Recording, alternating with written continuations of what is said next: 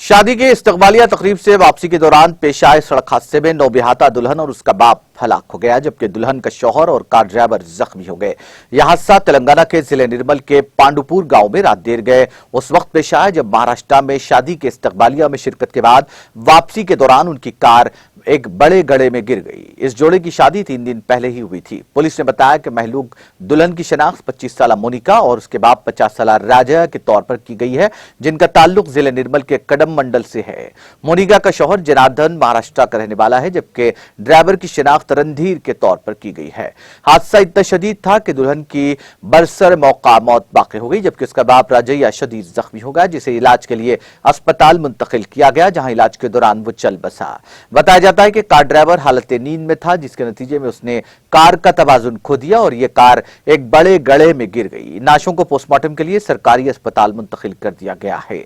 मोनिका की शादी 25 अगस्त को हुई थी। जख्मियों को इलाज के लिए निर्मल के अस्पताल मुंतकिल किया गया, जहां उनकी हालत तशवीशनाक बताई जाती है। इस हादसे पर दुल्हन के गांव में गम की लहर दौड़ गई।